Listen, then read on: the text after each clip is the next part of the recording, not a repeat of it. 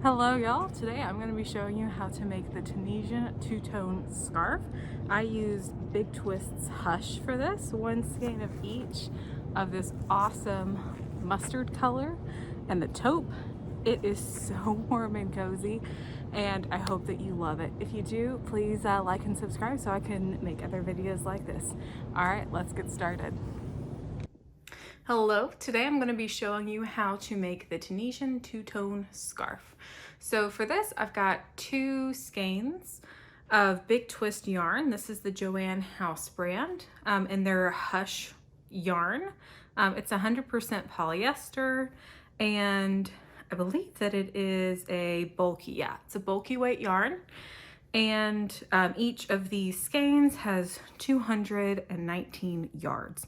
They're 300 gram skeins. And I've got the colors mustard, I believe.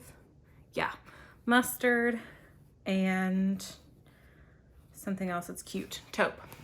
So I'm actually gonna start with the taupe. And for this, I'm gonna be using pretty big, oh yeah, lots of yarn barf there. A pretty big Tunisian hook. I've got my Chai M13 size hook, which is a 9mm. So for this, I don't lose the hook off the table.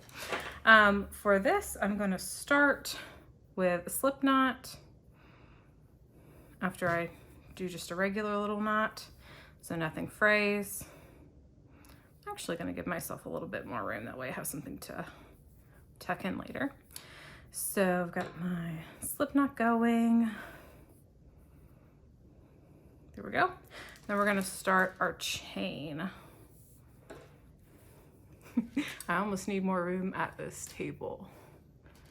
So we're going to do a chain of 30. So 1, 2, 3, 4, 5, 6,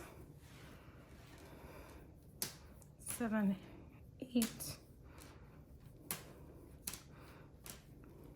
And I'll meet you at the end of the row when we have our 30 loops. All right, I've got my 30 chains. You can see there. I really like the way that this yarn feels. It kind of feels like a teddy bear. And I tried to tuck my cord off the table so it wouldn't slap around as much. So for our first row, we are going to be turning the chain over. So usually with traditional crochet, you would just start right here, Tunisian. We're gonna turn over, we're gonna look for that back bump right there. And that's gonna be not in the first, let me hold it up so you can see, not in the first chain, not in the last one that we did, but one over. So go into that back bump and pull up a loop. You're gonna have this count as your first stitch. This is your second. We're gonna go all the way across, going into that back loop. It does help if you chain a little bit more loosely. I usually have to use some thumbnail in order to get a good grip on the back bumps as we go down. And you can also alter this style of scarf for different weights of yarn, different fibers of yarn. This is just a basic Tunisian pattern. I really wanted something that was chunky and a bit of a statement for this scarf, and I had wanted to use this yarn and hadn't yet.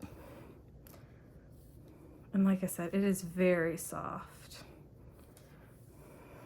I also have found that for Tunisian crochet,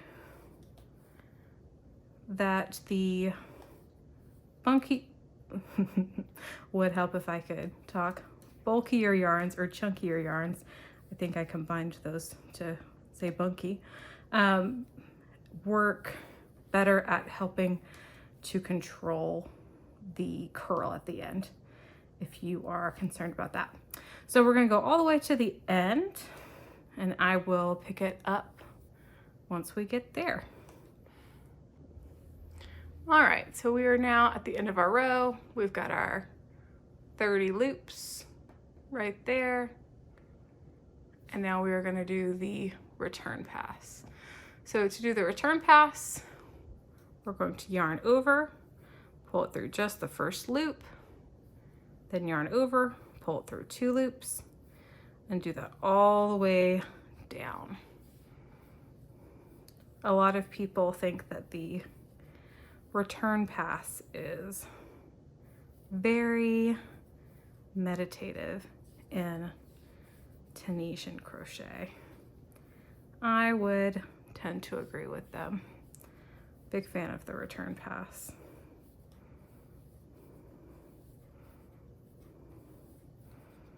All right, go all the way down.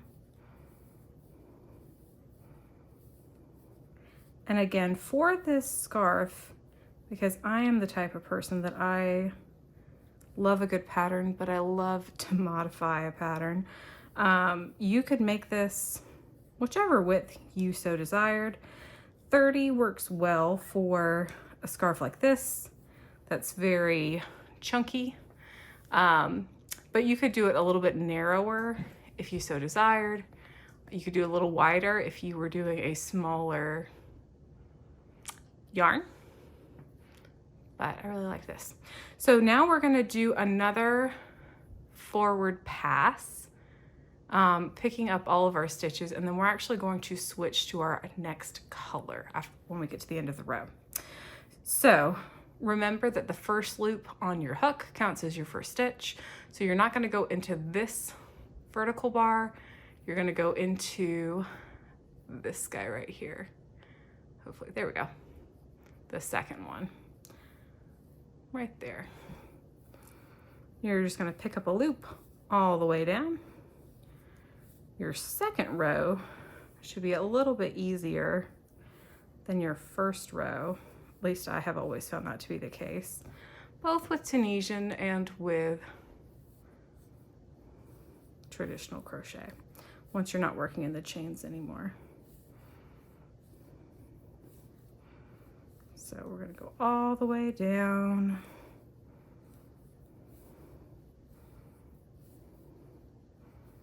To the end of the row.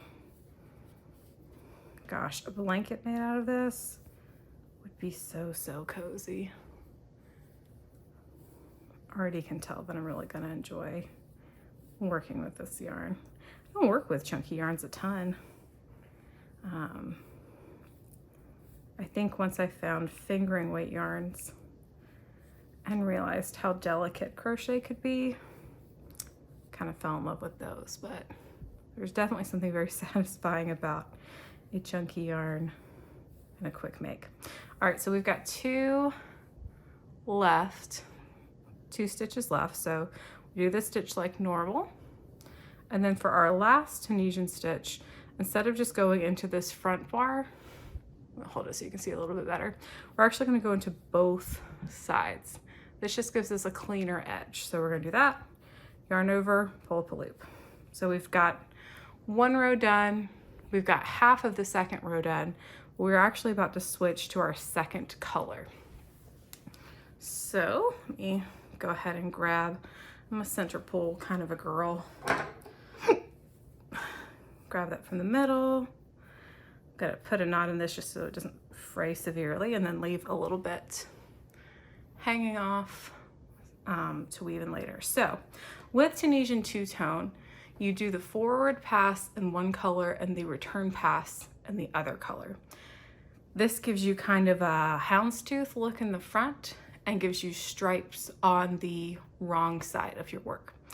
I really like it for cowls because then both sides are really pretty. If you wanted to do stripes in Tunisian, you would do the forward and return pass in the same color and then switch after you had done the return pass. So I'm now going to add the next color yarn. So just like normal, I'm going to pull it through just one, Then I'm going to yarn over, maybe, pull through 2, yarn over, pull through 2, all the way down.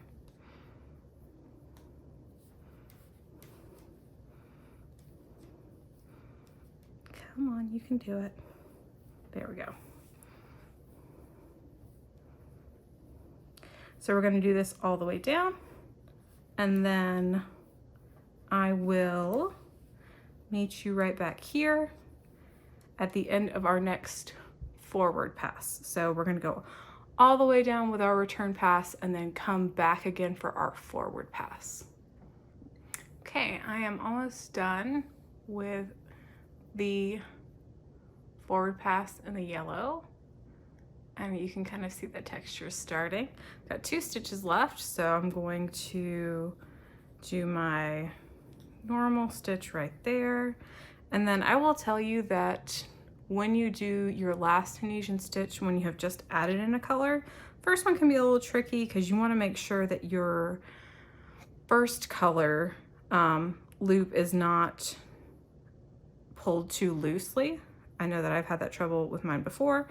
So I kind of grab it a little bit for tension as well as the new yarn, and then yarn over, pull up 1, and then get a little easier after that. So I'm gonna go ahead and switch back to my original color, the taupe. So I'm going to yarn over, pull it through 1, yarn over, pull through 2, and go all the way down. And you are gonna repeat this pattern where you do the forward pass in one color and the return pass in the other color for as long as you want your scarf to be. So for me, I'm going to hopefully make mine kind of a good size chunky scarf, but I won't let you know exactly how many rows I do tomorrow when I check back in and show you my progress. But what I really like about this is that you get a great texture and you get to play with some color, but you don't have a zillion ends to weave in. Because you are always switching colors at the end of the row in the same place, you don't have to cut your yarn. You won't cut your yarn until you are ready to end your contrast color. So I'm gonna hold it up so you can see. We did 1 row of normal Tunisian simple stitch, and then we switched to our Tunisian two-tone. I think it looks really good. I'll check in with you tomorrow and let you know how far I went. Okay, I am back, and clearly it has been more than just a couple of days to get through all of this glorious texture. I've gotten through most of those skeins. This is about the amount of yarn I have left, so I figured I would go ahead and show you how I'm going to finish off this Tunisian two-tone scarf. So if you recall, we started with 1 color at the beginning. I think I'm going to finish off with this taupe color as well. I do have enough yarn that if I wanted to mismatch the ends, I could end in the yellow, and that would look great too. But I think I'm going to finish off with the taupe. So on the side, because this is such a large scarf, I've done some stitch counts, or some row counts, I should say. And I've got some markers all down this side.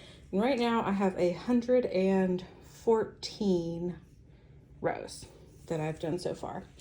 So I am now going to finish off, like I said, with the taupe. I just finished a row of two-tone where I did the yellow going forward and then the taupe coming back. So I'm going to go forward with the taupe again, and I'm going to finish it off with the taupe. So I could actually go ahead and clip this mustard because I'm not going to be finishing off with that. So just go ahead and put that off to the side. I really like the way that these colors came together. And like I said, you could do this with any weight yarn. This is a, I believe it was listed as a bulky weight. I would say You could even label this as a jumbo, but it is a very substantial yarn, but I've loved working with it. I will say that my hands have needed some breaks in between because I just don't work with yarn that is this chunky very often. So I'm doing my forward pass. And one of the things that I really like about doing Tunisian two-tone as a beginning level stitch is that it is very easy to tell where your vertical bars are, so what I'm doing the stitches into, and what your returning chain looks like, because they are two different colors. So I'm gonna go forward all the way down. And we started with a base of 25, or I think 25. I said at the beginning. I'll go back and look and make sure it's right in the description. Or I could just count right now. 10, 15, 20. Yeah, so maybe we did 30, 20, 2, 3, 4. Yeah, we did 30. But you could do this as a narrower scarf in such a chunky weight, or you could go and add more stitches. The Tunisian two-tone, it does not matter how many you start with on your hook, as long as you keep it consistent. All right, so I've got to the end of my row. I'm going to show you that Tunisian last stitch one more time, right in there. And again, this is usually where we would switch colors to do our two-tone, but since we are finishing this off, we are going to be finishing it off with the taupe. So we're going to do our return pass just like normal. One of these days, I think that I would like to do a Tunisian two-tone scarf with a color changing yarn and with a solid yarn. I think that would look really cool. Maybe you'll see that soon enough. I think you can hear my cord against the table. Let me see if I can move that down. I know sounds bother me sometimes in videos. All right. And obviously you can tell it's been more than a couple of days because my nails are completely different than when we started. All right. We are almost at the end. Beautiful. Perfect. So you can see now back to that solid. Now, when I first learned to Tunisian crochet, I thought that once I did this, I was done, because in traditional crochet, once you finish the stitch, you're done. But because Tunisian is the happy union of Tunisian and knitting in a lot of ways, we're also going to do something called a slip stitch bind off. So what that means is we're going to get an edge that looks a little bit more like how we started, a little cleaner. For this, we finished all of our stitches. We're now going to go into the front loop the same way that we've done before. We're going to yarn over, pull through 2. Now you want to make sure that you do that pretty loosely, otherwise it'll cinch up. That was something that I definitely had to learn when I first started Tunisian. So I'm going to go into the second one and all the way down. And as you can see, this edge and our beginning edge now kind of look like they have a chain at the beginning. And we're going to go all the way down.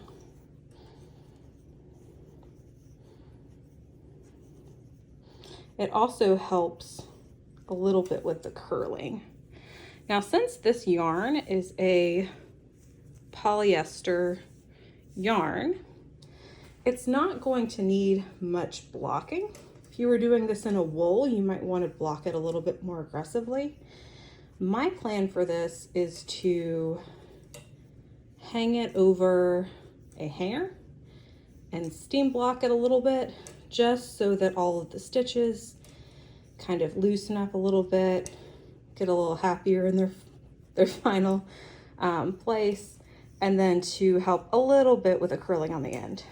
You could also totally add fringe to this. That would look super cute, super festive. You would just want to make sure that you left yourself a little bit more yarn at the end than I did. Almost at the end now.